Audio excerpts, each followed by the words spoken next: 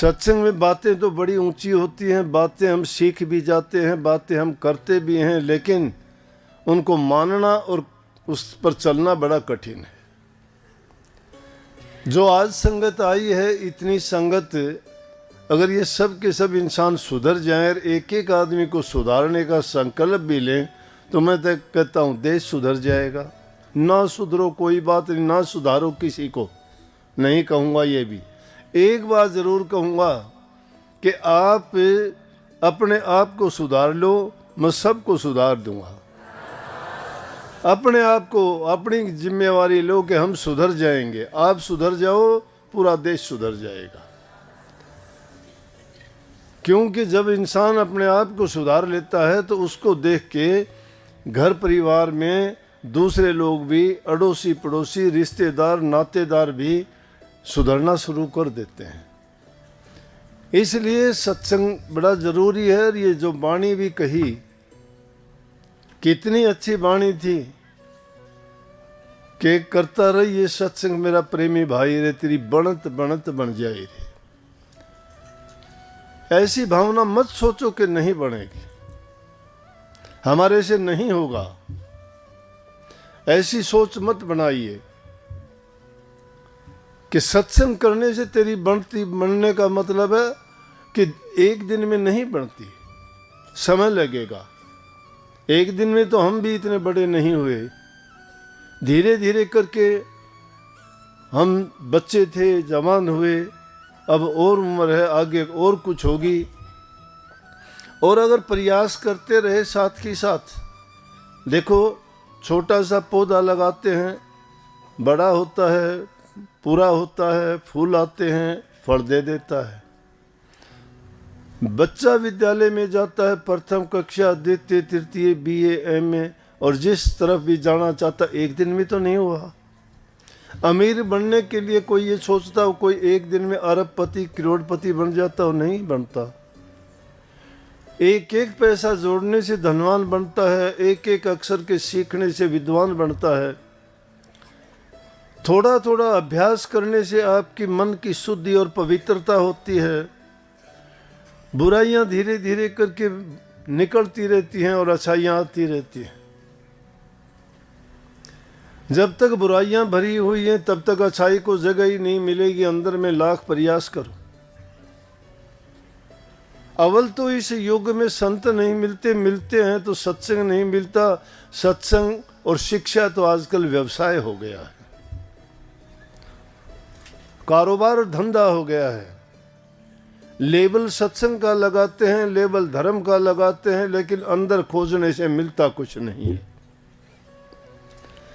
अगर सच्चाई के साथ सत्संगी हो जाए, सच्चाई जो बयान की जाती है, लोगों के गीत गाने से, उनकी बातों को सुनाने से क्या हमारा उद्धार कल्याण हो गया? कितनी बातें औरों के उदाहरण दे दिए। अगर कोई कहे कि उन्होंने ये कर दिया, उनके गीत गाते हैं, लेकिन उनके गीत गा के हमने उनसे सीख क्या लिया? क्या हमने थोड़ा बहुत भी प्रयास किया? लेकिन जिनकी नाम लिए गए वो सच्चे थे, पक्के थे, अपने रास्ते पे वो पूरे अपने बल, साहस और शौर्य के साथ उस संघर्ष में उतरे, और जब अंत में जाके उन्होंने ये नाम पाया जिनके आज हम गीत गाते हैं। कहीं अंका बंका का नाम लिया गया, कहीं नामदेव का नाम लिया गया, कहीं पीपा का नाम लिया गया। क्यों लिया गया? उन्होंने क्या किया? कहीं कबीर साहब जी का, कहीं रविदास जी का, कहीं वाल्मीकि जी का, कि कहीं सदन कसाई जी का। कितने संत जितने भी हुए, इनके नाम हमने इसलिए लिए क्योंकि हमारा क्षेत्र यही है, धर्म क्षेत्र है हमारा। हम जिस रास्ते पे चलते हैं, हम धर्म मार्ग पर चलने वाले हैं। हम अपने जीव के कल्याण और हित के बारे में सोचने वाले हैं, दुनियादारी के, कारोबार के नहीं। अलग अलग क्षेत्र में अलग अलग फील्ड जिनके थे, उनमें जिन्होंने ख्याति पाई, उनके भी तो नाम अमर हो गए। लेकिन हम जिस रास्ते पे चले हैं ना, उस रास्ते पे चलने वाले जो हमारे से पहले चल के गए, उनके नाम इसलिए गिनाए कि हम जिस रास्ते पे चलते हैं, हमें भी उनके पद चिन्हों पर चल के उसी तरह से नाम कमाना चाहिए। कौन सा नाम? नामवरी जब मिलती है जब इंसान नेक कर्म करता है, नेकी के रास्ते पर चलता है। बुराई तो इंसान कभी भी बिना सिखाए भी सीख जाएगा, उसके लिए कोई पाठशाला नहीं है। सही रास्ते पे चलने में आपको बहुत दिक्कत और परेशानियां भी आएंगी, लेकिन उनमें घबराने की ज़रूरत नहीं है। और इस रास्ते में तो बहुत स्पीड ब्रेकर हैं, जगह जगह रेड लाइट मिलेंगी, रुकना ही पड़ेगा, जगह जगह मोड़ काटने ही पड़ेंगे, रोकने वाले बहुत मिलेंगे आपको। लेकिन उनकी परवाह ना करते हुए और सच्चाई के साथ उस रास्ते पे चलते जाएंगे, थोड़ा थोड़ा थोड़ा थोड़ा करके भी अगर हम अभ्यास शुरू कर देंगे तो एक दिन हम हर प्रकार से पाक साफ और पवित्र हो जाएंगे, बुराइयां निकल जाएंगी। अब ये नहीं हो सकता कि हम बात तो ऊंची ऊंची करते हैं, करना कुछ चाहते नहीं है। नाम लिए कितने दिन हो गए, गीत गाते मैंने नाम लिया था, ये लिया था, मन में ईर्ष्या पालते हो, द्वेष पालते हो, लालच से भरे हुए हो, अपने स्वार्थ के सिवाय कोई सोचते ही नहीं हो। धर्म कहाँ आड़ा आएगा, कहाँ आपके रास्ते को, कहाँ आपके जीवन को सुधार देगा? जीवन को सुधारना चाहते हो तो बेपरवाह होइए ना। दुनियादारों की तरफ अगर देखोगे तो कदम भी नहीं चल पाओगे। वो अपने अनुरूप, अपने विचार, अपनी सोच के अनुसार आपको अनेक प्रकार की बातें बना के रोकने का प्रयास करेंगे। लेकिन जिस उद्देश्य के लिए आप निकले हो, आप सच्चे होकर अगर चलते रहोगे और आगे बढ़ते रहोगे तो उनकी कोई शक्ति और ताकत नहीं है तुम्हें रोक दे। और तुम्हारे साथ में तो एक और बड़ी शक्ति है, जो गुप्त शक्ति है, जिसने नाम की कमाई करके आपको उस कमाई में से बरकत दे रखी है, वो नाम है। नाम के तुल्य कोई चीज नहीं है। दुनिया के पदार्थ कहीं भी मिल जाएंगे, नाम की दुकान जगह जगह नहीं होती। ये नाम सिर्फ पूर्ण सतगुरु से ही मिला करता है। तो किसी को ये कह के नहीं छोड़ देना चाहिए कि नाम के काबिल नहीं है। क्या पता किस जीव का कब भाग जाग जाए, कब उसके अच्छे दिन शुरू हो जाएं, कब उसके पूर्व जन्म के किए हुए पुण्य कर्म उसके आगे आ जाएं और संतों का मिलन होके उनको नाम की दीक्षा मिल जाए तो समझ जाएंगे। क्योंकि इस जीव के लिए ये है कि अगर एक जन्म में संतों से नाम मिल गया और वो जीव किसी तरह नाम की कमाई नहीं कर पाया और नाम की कमाई ना करके वो रास्ते में ही भटक गया, तो ये नहीं होता कि उसका जीवन व्यर्थ चला गया। नहीं, उसका जीवन व्यर्थ नहीं गया। संतों के चेताए हुए जीव कभी भी नीच गति में नहीं जाते, नीच योनि में नहीं जाते। संत अपने जीव को इस योग्य बना देते हैं कि दोबारा उनको इंसान का ही चोला मिलता है, और जिस रास्ते में, जिस मंजिल पे वो भटक गए थे, उनको फिर गुरु मिलता है, फिर नाम मिलता है, फिर संत उससे नाम की कमाई करवा के जब तक उसका कल्याण नहीं कर देते तब तक उनको इसी प्रकार से जीवन मिलता रहता। लेकिन बात आके रुकती है, करनी ही पड़ेगी, जन्म कितने ही हो। ये संतों का आशीर्वाद है कि उनको योनि इंसान की मिलती रहेगी, क्योंकि मुक्ति का दरवाजा सिर्फ इंसान का जीवन है। दूसरी जो योनि कितने भी मिलो, उन योनियों में गुरु नहीं, ज्ञान नहीं, नाम भक्ति नहीं, कोई तरीका नहीं, किसी योनि में नाम नहीं मिलता।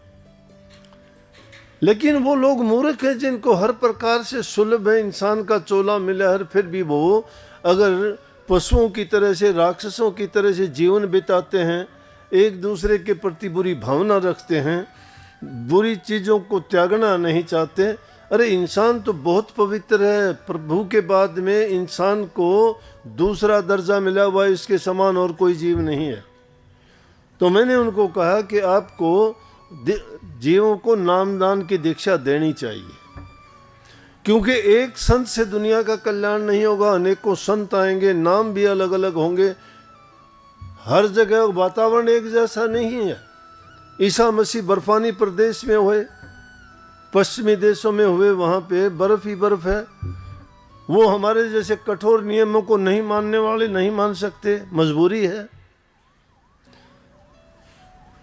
उनके हालात, भौगोलिक परिस्थितियां हैं, उनके अनुसार उनको अपना जीवन साधना पड़ता है। हमारे लिए जो हालात हैं उनके अनुसार हमें अपना करना पड़ता है।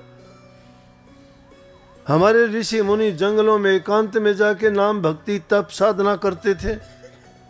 संतों ने उन हालात को देख के अब और भी सुलभ कर दिया कि संत का नाम क्या है, सादगी के साथ सभी काम करते हुए, सब प्रकार से अपने ईमानदारी के साथ, सच्चाई के साथ, धर्म के मार्ग पर चलते हुए अपने जीवन को भी संवारते हैं और अपने गृहस्थ जीवन को, मनुष्य जीवन को सुखी भी भोगते हैं। अगर नियम के मुताबिक इंसान सही रास्ते पे चलता जाए, अपना कल्याण भी कर लेता है और हर प्रकार से ये जीवन भी उसका आनंदमय गुजरता है। जिस स्वर्ग और नरक के जिक्र करते हैं वो यहीं से शुरू हो जाते हैं। जिस इंसान का जीते जी नरक में जीवन है, देखते नहीं कितने आदमियों को कहीं सड़क पर गिरे देखते हो, होश नहीं है, क्या खाया है, क्या पिया है, कपड़े पहनने के लिए नहीं है, सर्दी गर्मी का कुछ पता ही नहीं है, पशु के तुल्य क्या ऐसा जीवन है उसको पता ही नहीं क्या है क्या नहीं है, क्या जीवन है उसका।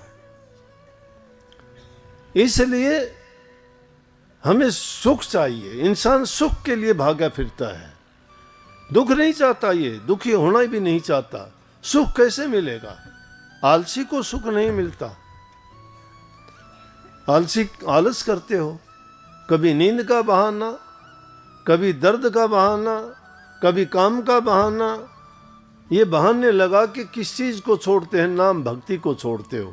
खाना नहीं छोड़ते, कपड़े पहनना नहीं छोड़ते, सोना नहीं छोड़ते, और ज़रूरी जितने भी दुनियादारी के काम है एक में भी इतनी चूक नहीं करते। अगर थोड़ी भी चूक होती है लड़ाई करते हो, झगड़ा करते हो, सब कुछ सिर पर उठा लेते हो।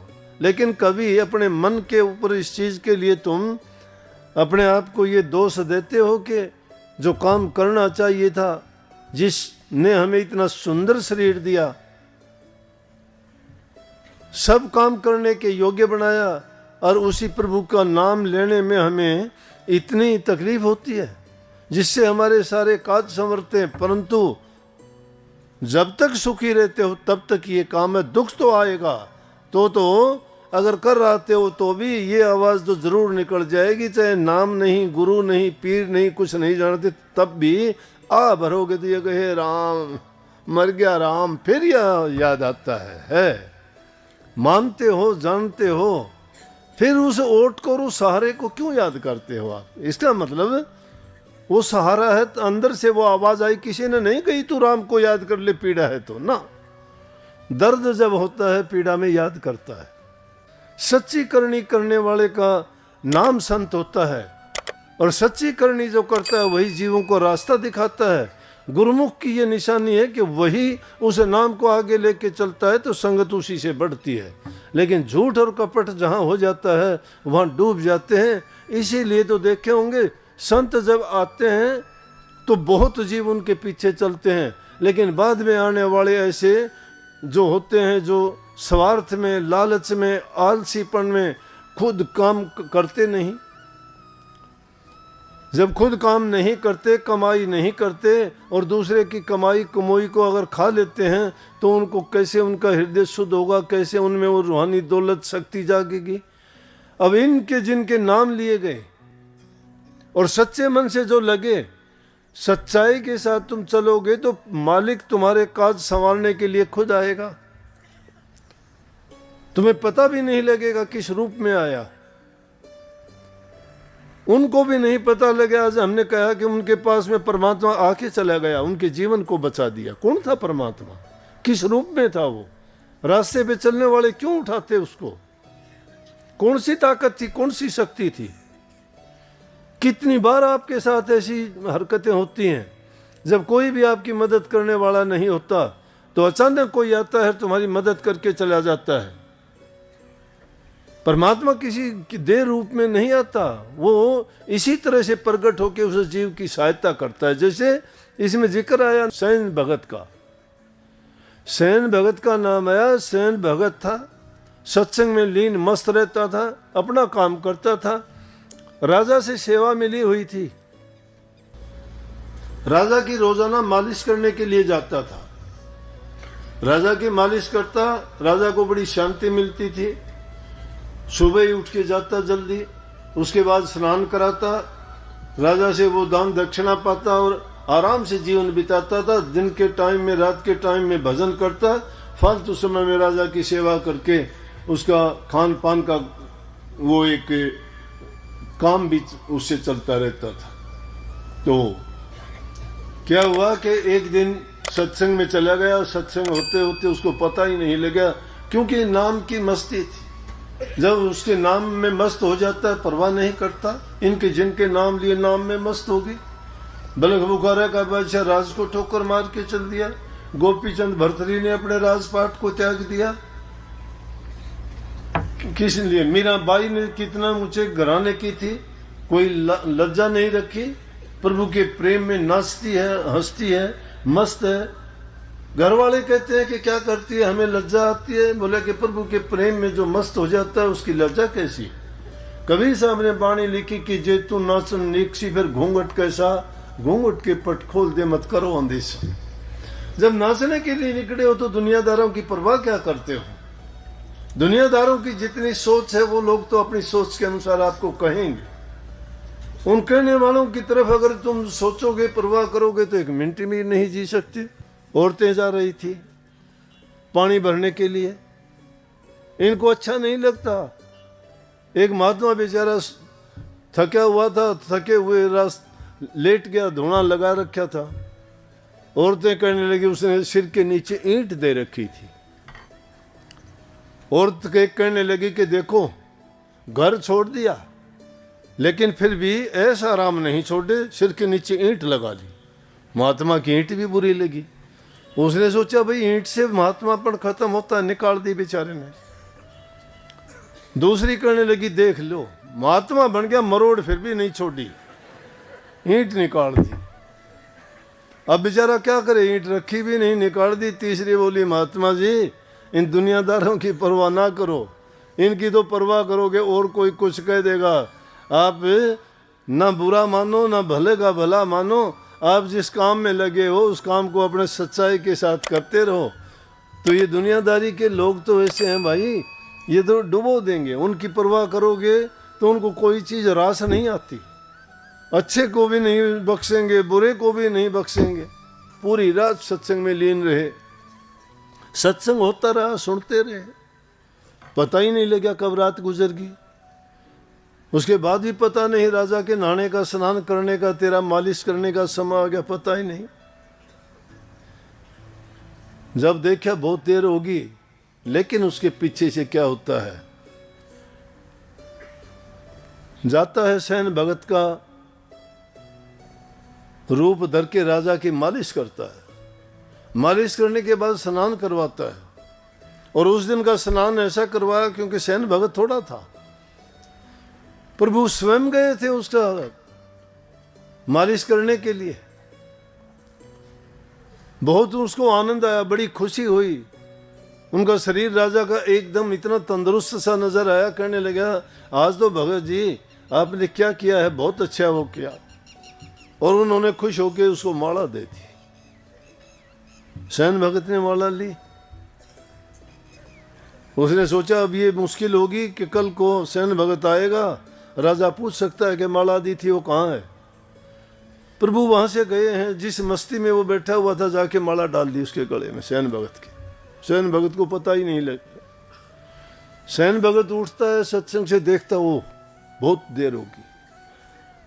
ऐसा वैसा कोई आदमी हो तो चलो कह दे के भाई नहीं, आज क्या मजबूरी थी कि आज तो राजा का काम और मेरे साथ तो देखो क्या होगा। डरता डरता भागा हुआ गया, जाके राजा को बंदगी की, प्रणाम किया। राजा हंसा देख के, कहने लगा सैन भगत आज क्या बात है, दोबारा क्यों आए? और ये बात कही, वो आश्चर्यचकित हो गया कि दोबारा? मैं तो आया ही मुश्किल से हूँ, मेरे तो प्राण निकले जा रहे हैं कि सजा मिलेगी, देखो क्या सजा मिलेगी। बच सकता ही नहीं था, राजा से बच के कहाँ जाऊँगा, इसलिए हाजिर होना पड़ा। मन मन में सोचता है ये क्या बात है, राजा से हाथ जोड़ के कहने लगा, प्रभु गलती हो गई। बोले, अरे काहे की गलती? आज जो तूने मेरी मालिश की है, ऐसी तू पहले करता तो तेरे को तो बहुत इनाम देता मैं। और गले की तरफ देख के बोला कि याद है तेरे कोई माला पसंद आई नहीं है? बोला कौन सी? ने बोला मालिश करके तू गया जब, इनाम में तुझे दी थी। शयन भगत देखता गले में माला भी है, हैरान हो गया। और जब उसको अपनी भक्ति की याद आती है कि प्रभु पता नहीं आप किस रूप में कहाँ प्रकट होके क्या कर जाते हो, मेरा रूप धर के मेरे कारण आपको इतना कष्ट हुआ, लानत है मुझे, लेकिन मैं भक्ति में आपकी याद में मस्त था, मुझे पता ही नहीं लगा। ये करनी है, हम करनी नहीं करते, हम चापलूसियां करते हैं, खुद को धोखा देते हैं। जो इंसान खुद को ही धोखा देता है, अरे नाम भक्ति तुम्हारे लिए है, मेरे लिए है या किसी और के लिए है? तुम धन कमाते हो तुम्हारे परिवार के लिए होगा, तुम और कोई काम करते हो किसी दूसरे के लिए होगा, लेकिन नाम की भक्ति तुम्हारे किसी के लिए, तुम्हारा कितना भी प्यारा हो, किसी के लिए नहीं, तुम्हारे लिए है। और जो तुम्हारे लिए ही तुम काम करते हो और उसी से तुम ईमानदारी नहीं करते, तो खुद को जो धोखा देते हो दूसरों को क्या करेंगे?